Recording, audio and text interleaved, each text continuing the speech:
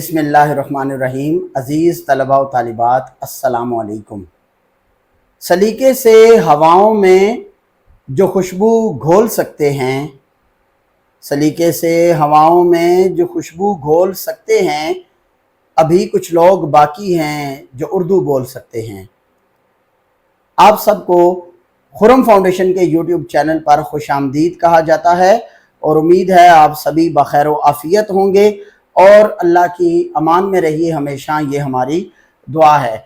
आज की ये जो खूबसूरत सी वीडियो में लेकर आपकी खिदमत में हाजिर हुआ हूँ, ये इंतहाई इम्पोर्टेंट है, इंतहाई अहम वीडियो है 9th और 10th के स्टूडेंट्स के लिए, यानी कि जमात नाहम और दाहम के तलबा और तालिबात के लिए हिस्सा ग्रामर से मैं आपके लिए वीडियो लेकर आपकी खिदमत में हाजिर हुआ हूँ।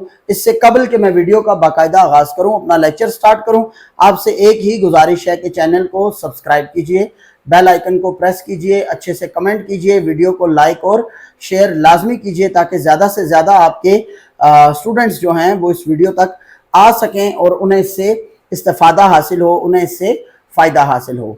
तो आइए आज की इस वीडियो का वक्त को ज़ाया किए बगैर बाकायदा आगाज़ करते हैं।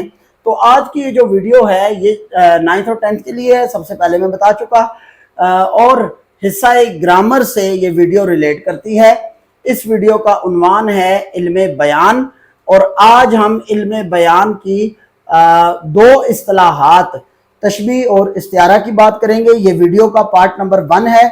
इसी वीडियो का पार्ट नंबर 2 जो है वो आपने ज़रूर देखना है, उसमें मजाज़े मुरसल और किनाया पर भी बात होगी और उसकी डेफिनेशन और उसकी पेपर की वेटेज आपको बताई जाएगी। तो सबसे पहले तो हमें ये जानना ज़रूरी है कि हमारा जो फेडरल बोर्ड का पेपर आता है 9th और 10th का, ये दो टॉपिक्स उसके हवाले से किस कदर इम्पोर्टेंट है। तो देखिए, आपका जो सवाल नंबर 1 होता है, क्वेश्चन नंबर 1 हिस्सा अव्वल यानी सेक्शन ए, जो कि 20 मिनट्स उसका टाइम होता है और 15 मार्क्स यानी 15 नंबर का वो हिस्सा होता है। 9th में भी 15 का है और 10th में भी 15 का है। तो ये सारे MCQs आते हैं, कसीरुल इंतखाबी सवालात, जिन्हें मल्टीपल चॉइस क्वेश्चंस कहा जाता है। तो ये 15 नंबर के 9th में होते हैं, 15 ही के 10th में हैं और ये तमाम तर सवालात ग्रामर बेस होते हैं। यही जो टॉपिक्स हैं ग्रामर के, ठीक है, इसके अलावा भी बहुत सारे टॉपिक्स हैं, हर एक वीडियो में आपको पढ़ाए जाएंगे। तो इन्हीं में से ही ग्रामर के वो सवालात, वो MCQs बनते हैं और उनके आपने जवाब देने होते हैं।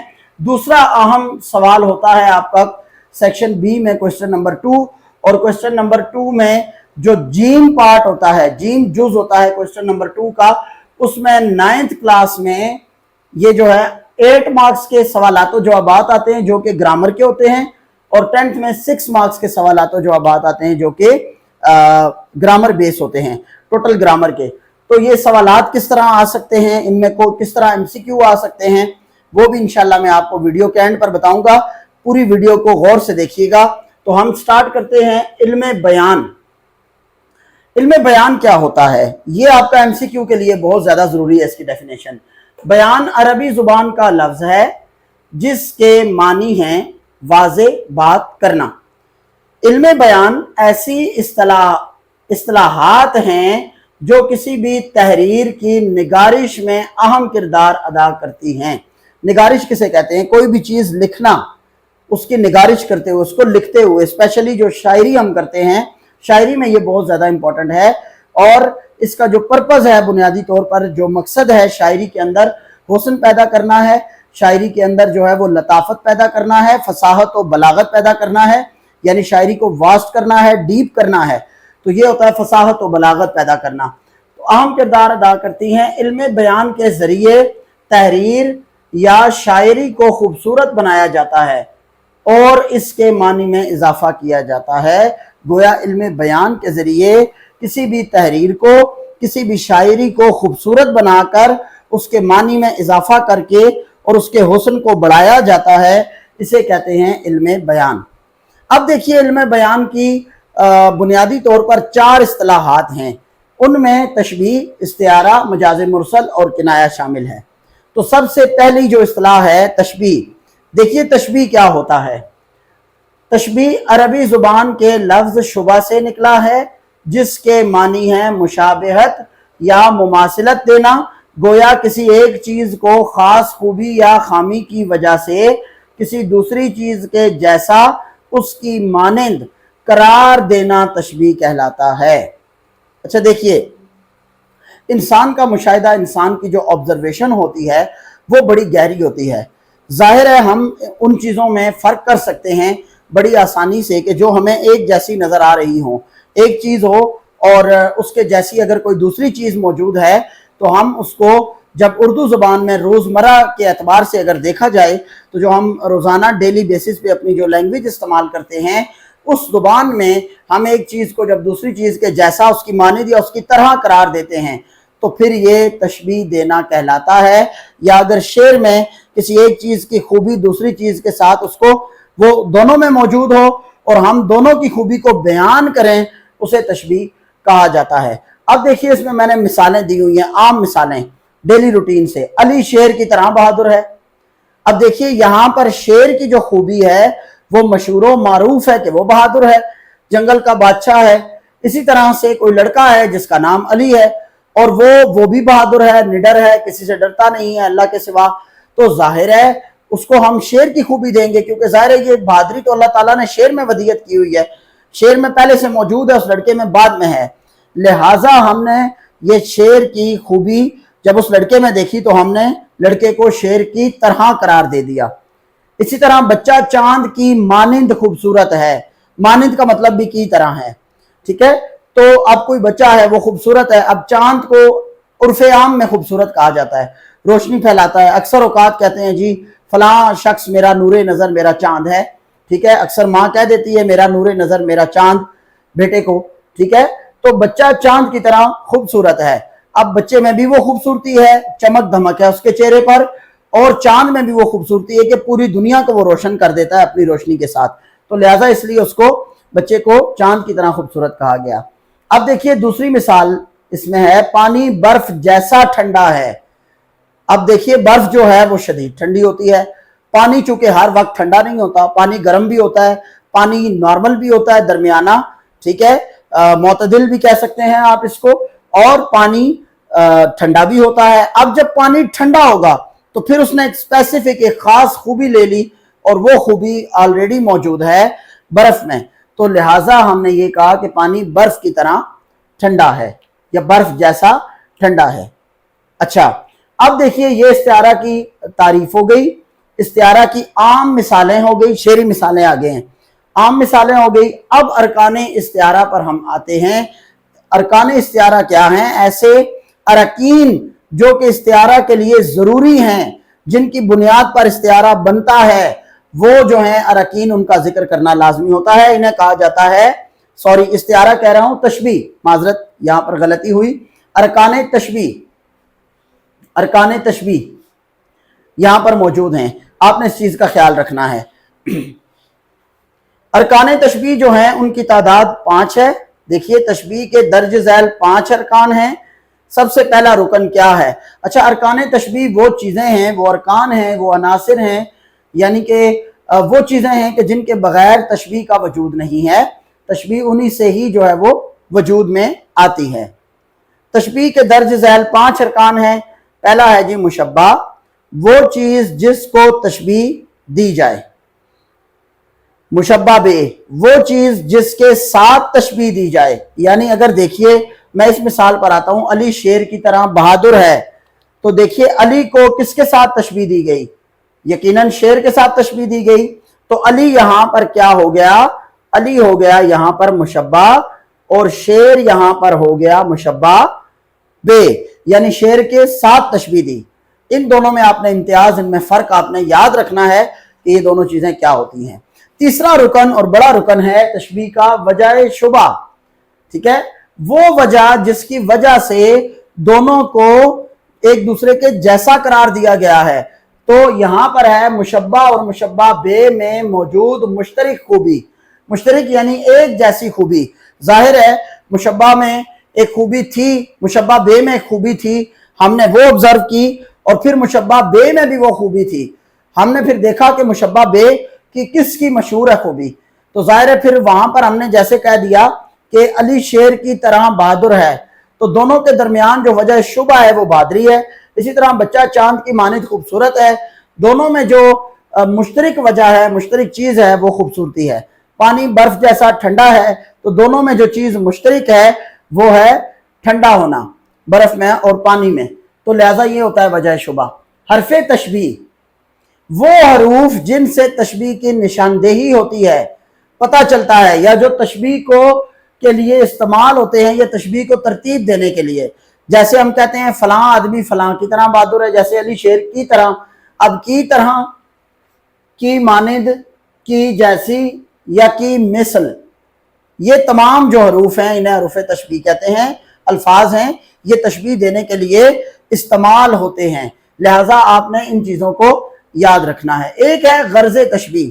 اکثر لوگوں کا یہ ماننا ہے کہ وجہ شبہ اور غرض تشبیہ ایک ہی چیز ہے، لیکن ان دونوں میں تھوڑا سا فرق ہے، اور وہ فرق یہاں پر ہم واضح، یہ وہ بنیادی وجہ ہے جس کی بنیاد پر تشبیہ دی جاتی ہے، ٹھیک ہے؟ دیکھیے نا، دونوں میں خوبی موجود ہے، مشبہ اور مشبہ بے میں۔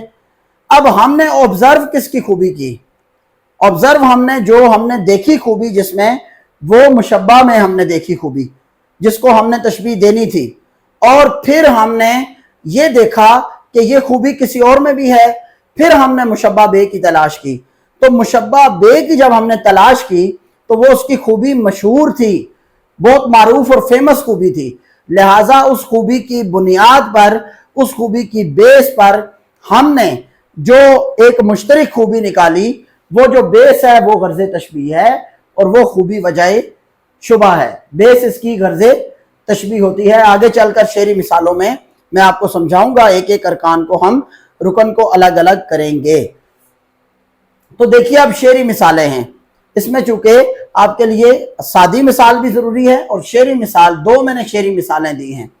احمد ندیم قاسمی کا شعر ہے، اور یہاں پر میر تقی میر کا شعر ہے، بڑی مشہور غزل ہے میر کی، ہستی اپنی حباب کی سی ہے، یہ نمائش سراب کی سی ہے۔ اب دیکھیے یہاں پر ہستی کا مطلب ہوتا ہے زندگی، حباب کہتے ہیں بلبلے کو، ٹھیک ہے؟ نمائش کا مطلب ہوتا ہے دکھاوا، اور سراب ہوتا ہے خواب۔ گویا میر تقی میر کہتا ہے کہ یہ جو ہماری زندگی ہے یہ ایک بلبلے کی مانند ہے، حباب بلبلہ ہوتا ہے یعنی مختصر، ٹھیک ہے؟ اور یہ نمائش سراب کی سی ہے، یہ جو دنیا میں ہم ساری نمائش کر رہے ہیں، یہ جو دنیا کی آرائش ہے، یہ آسائش ہے، یہ سب چیزیں کیا ہیں؟ یہ سراب یعنی ایک دھوکہ ہیں، ٹھیک ہے؟ اچھا اب دیکھیے اپنی زندگی کو، انسانی زندگی کو یہاں پر میر تقی میر نے بلبلے کے ساتھ تشبیہ دی، ٹھیک ہے؟ اور تشبیہ دینے کی وجہ کیا ہے کہ یہ دونوں مختصر ہیں، بلبلہ تھوڑی دیر میں ابھرتا ہے، خوبصورت لگتا ہے، اور پھر اس کے بعد ختم ہو جاتا ہے، زندگی کو اتنا مختصر کہتا ہے، اور اس نمائش کو خواب کہتا ہے۔ کیا نمائش ہے؟ جو دنیا میں ہماری آسائش ہے، آرائش ہے، یہ ہمارا جو پروٹوکول ہے، اس کو اس نے کیا کہا کہ یہ ایک دھوکہ ہے، ایک سراب ہے، یعنی کہ جو ہم خواب دیکھتے ہیں وہ ایک دھوکہ ہے، اٹھتے ہیں اور حقیقت ہمارے سامنے ہوتی ہے۔ اب دیکھیے یہاں پر دو چیزوں کو تشبیہ دی گئی، ایک تو زندگی ہے، تو یہاں پر دیکھیے زندگی کیا ہوگا ہمارے پاس؟ زندگی ہے مشبہ، کیونکہ زندگی کو تشبیہ دی گئی۔ مشبہ بے کیا ہے؟ کس کے ساتھ؟ حباب یعنی بلبلے کے ساتھ۔ کیوں دی گئی؟ مختصر ہونا زندگی کا، تو یہ ہو گیا ہمارے پاس وجہ شبہ کی سی، ہمارے پاس حروف تشبیہ ہیں۔ اب دیکھیے غرض تشبیہ کیا ہوگی؟ زندگی کیوں مختصر ہے؟ کیونکہ قدرت کا قانون ہے، تو قدرت کا قانون ہونے کی وجہ سے زندگی مختصر ہے، تو یہ جو قدرت کا قانون ہے یہ غرض تشبیہ ہے ہمارے پاس۔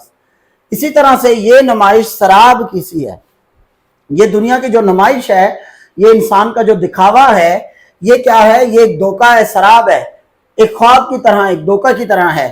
تو یہاں پر دیکھیے جو نمائش ہے یہ وجہ، یہ ہمارے پاس مشبہ ہے، سراب ہمارے پاس مشبہ بے ہے، اور دونوں میں عارضی ہونا، دھوکہ ہونا، یہ وجہ شبہ ہے کی سی، یہاں پر حرف تشبیہ ہے۔ اور اس میں غرض تشبیہ کیا ہے کہ یہ جو تمام تر نمائشیں ہیں یہ دھوکہ ہیں، یہ ختم ہو جانا، ان نمائشوں کا ختم ہونا ہمارے پاس غرض تشبیہ ہے۔ اسی طرح سے ہم ایک اور مثال دیکھتے ہیں، اوپر والی مثال احمد ندیم قاسمی کا شعر ہے، زندگی شمع کی مانند میں جلاتا ہوں ندیم، مر تو جاؤں گا اجالا تو کر جاؤں گا۔ تو یہ دیکھیے یہاں پر زندگی کو شمع کے ساتھ تشبیہ دی ہے احمد ندیم قاسمی نے. کیوں بلا؟ کہ زندگی جو ہے یہ شمع کی طرح ہے. شمع بھی مختصر ہوتی ہے, ٹھیک ہے, یہی بات میر کا ہم خیال ہو رہا ہے یہاں پر کہ شمع کیا موم بتی دیکھیں تو آپ کو جلتی ہے. اچھا, تو ایک تو اس کا مختصر ہونا ہے, یہ تو آتی ہے جو سامنے مین وجہ ہے وہ سمجھ آتی ہے کہ زندگی کا مختصر ہونا, انتہائی تھوڑا ہونا, ٹھیک ہے, ختم ہو جانا زندگی کا, وہ سمجھ آتا ہے کہ شمع کے ساتھ اس کو تشبیہ دی گئی.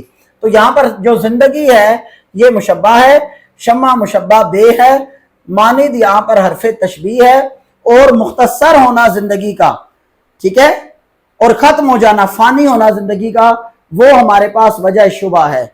جبکہ غرض تشبیہ ہمارے پاس اجالا پھیلانا, دوسروں کے لیے جینا, وہ بنیادی وجہ ہے, وہ غرض ہے.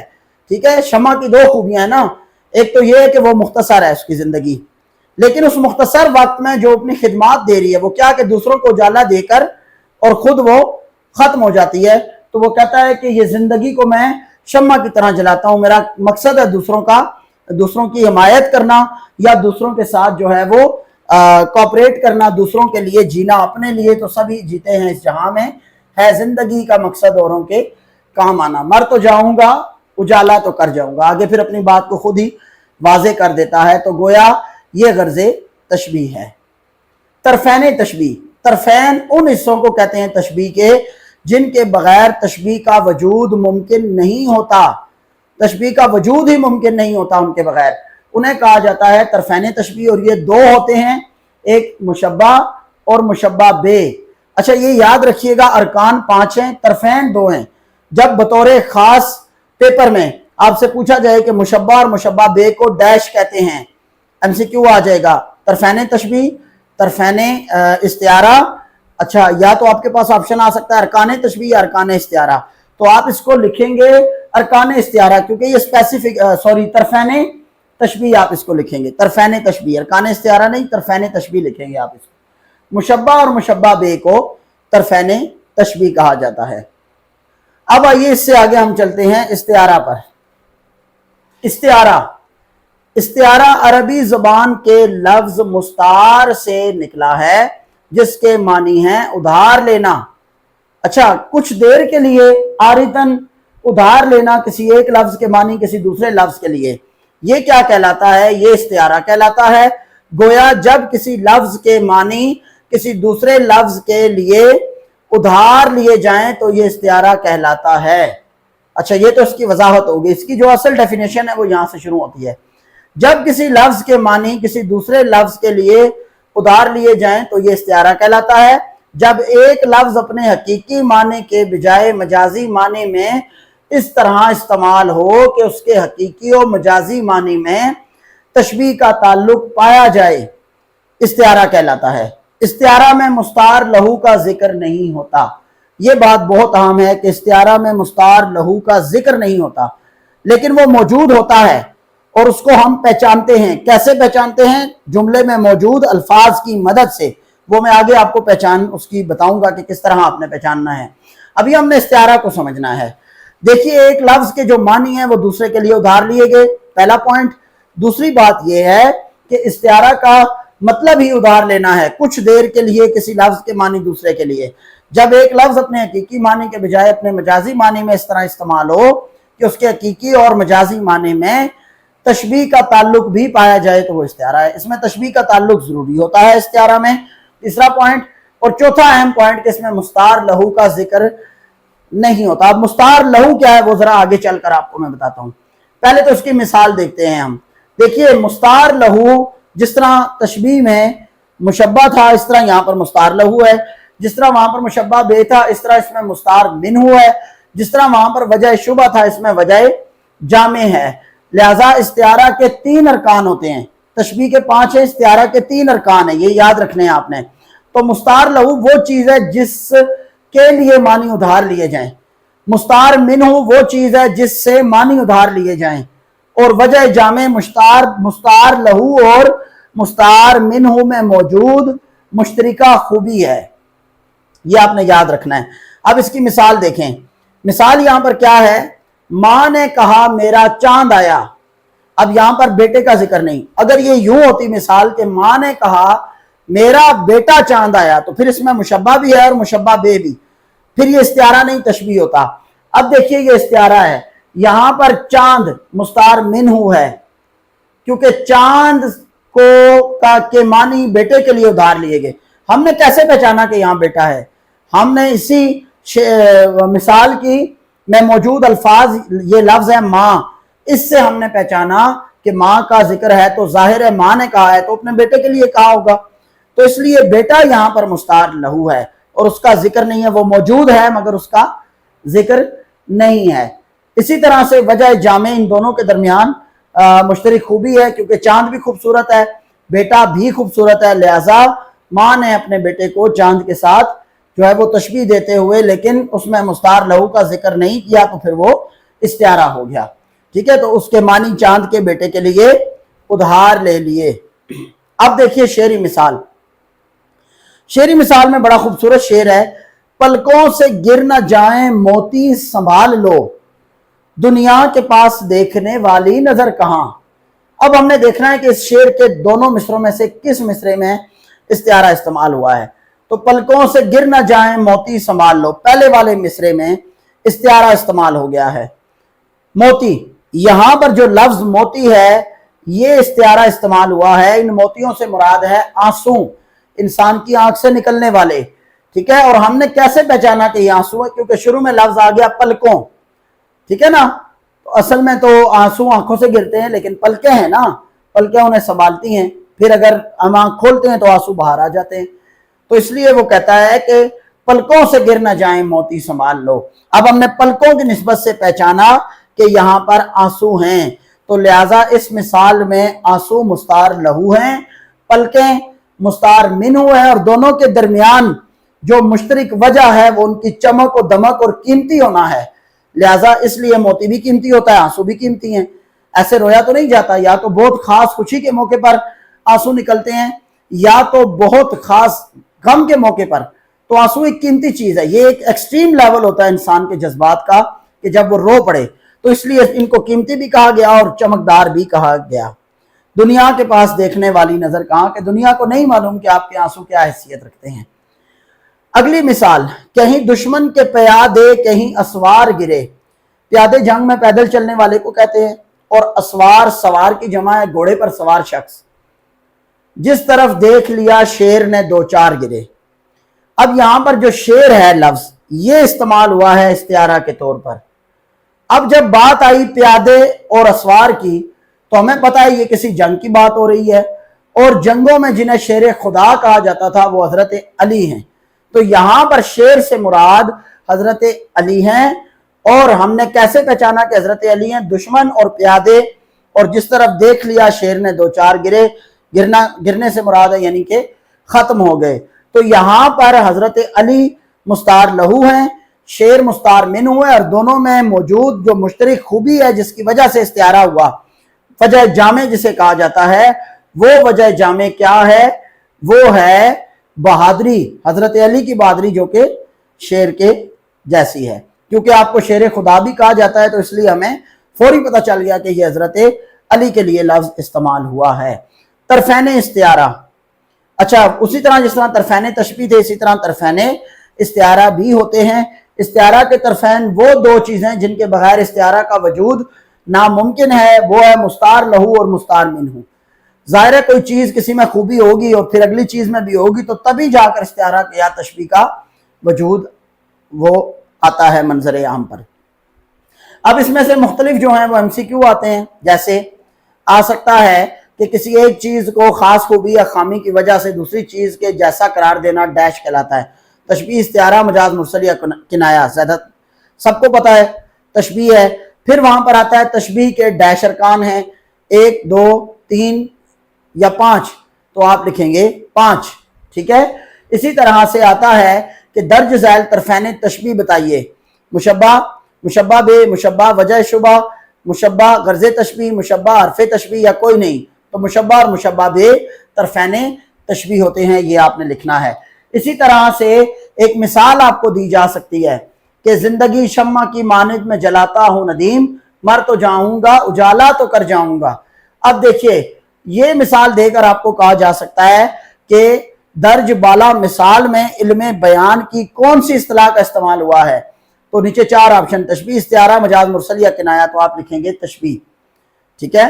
اچھا، اسی طرح سے آپ کو مثال دی جا سکتی ہے، ہستی اپنی احباب کی سی ہے، یہ نمائش سراب کی سی ہے۔ اس میں وہ کہیں گے کہ اس شعر میں ہستی مشبہ ہے جبکہ حباب مشبہ بے ہے، کی سی حرف تشبیہ ہے، اور ڈیش وجہ شبہ ہے۔ تو ڈیش اس میں کیا ہے؟ زندگی کا مختصر ہونا، زندگی کا بڑا ہونا، زندگی کا ختم ہونا، یا زندگی کا شروع ہونا۔ تو ظاہر ہے زندگی کا مختصر ہونا ہستی اپنی احباب کی سی ہے، یہ آپ یوں کریں گے۔ اس طرح سے ارکان بھی پوچھے جا سکتے ہیں۔ اسی طرح سے استعارہ میں سے سوال آ سکتا ہے کہ جب ایک لفظ کے معنی دوسرے کے لیے ادھار لیے جائیں تو ڈیش کہلاتا ہے، تو پھر وہاں پر 4 آپشن آئیں گے، تشبیہ، استعارہ، مجاز مرسل یا کنایہ، آپ استعارہ لکھیں گے۔ اسی طرح سے وہ پوچھ سکتا ہے استعارہ کے کتنے ارکان ہیں، وہ ظاہر ہے 3 ہے، MCQ میں آ سکتا ہے سوال۔ اچھا، ایک بہت اہم سوال ہے جو سوالات اور جوابات میں آتا ہے، وہ یہ آتا ہے کہ تشبیہ اور استعارہ میں فرق واضح کریں۔ جب بات آئے گی فرق کی تو پھر آپ یہ لائن لگائیں گے یوں، یہاں پر لکھیں گے آپ تشبیہ اور یہاں پر آپ لکھیں گے استعارہ، تو پھر آپ ان کا کمپیریزن کریں گے۔ یہ 2 نمبر کا سوال آتا ہے، تو آپ نے کیسے کمپیریزن کرنا ہے؟ سب سے پہلے آپ لکھیں گے تشبیہ کے معنی ہیں، تشبیہ عربی زبان کا لفظ ہے جس کے معنی ہیں مماثلت یا مشابہت دینا، ادھر لکھیں گے۔ آگے استعارہ میں لکھیں گے استعارہ عربی زبان کا لفظ ہے جس کے معنی ہیں ادھار لینا۔ تشبیہ میں کسی ایک چیز کو خاص خوبی یا خامی کی وجہ سے دوسری چیز جیسا قرار دیا جاتا ہے، جبکہ ایک لفظ جب اپنے حقیقی کے بجائے مجازی معنوں میں استعمال اور اس میں تشبیہ کا تعلق ہو وہ استعارہ ہوتا ہے۔ اسی طرح اس میں چوتھا فرق آئے گا کہ استعارہ تشبیہ کے 5 ارکان ہیں، استعارہ کے 3 ارکان ہیں۔ تشبیہ میں مشبہ، مشبہ بے دونوں موجود ہوتے ہیں، دونوں کا ذکر ہوتا ہے، جبکہ استعارہ میں مستعار لہو موجود ہوتا ہے لیکن اس کا ذکر نہیں ہوتا۔ اچھا، اسی طرح سے آپ اس میں لکھیں گے کہ تشبیہ کے مستعار لہو اور مستعار منہ تشبیہ کے طرفین ہیں۔ اسی طرح استعارہ کے طرفین جو ہیں وہ تشبیہ کے طرفین مشبہ اور مشبہ بے ہیں، مستعار لہو اور مستعار منہ استعارہ کے ارکان ہیں۔ امید ہے کہ آج کی ویڈیو آپ کو سمجھ آئی ہوگی، پسند آئی ہوگی، اور ایسی ہی اچھی ویڈیوز دیکھنے کے لیے خرم فاؤنڈیشن کے یوٹیوب چینل پر رہیے۔ آپ کا کوئی سوال ہے یا آپ کوئی سجیشن دینا چاہتے ہیں، اور یا اگر ویڈیو میں کوئی کسی قسم کی آپ کو لگتا ہے کہ کوئی کمی ہے یا کوئی غلطی ہے تو آپ اس کو پوائنٹ آؤٹ کر سکتے ہیں کمنٹس کے اندر۔ ہمیں آپ کا انتظار رہے گا، چینل کو سبسکرائب کرنا نہ بھولیے۔ خدا حافظ، انشاءاللہ زندگی نے وفا کی تو پھر ملاقات ہوگی۔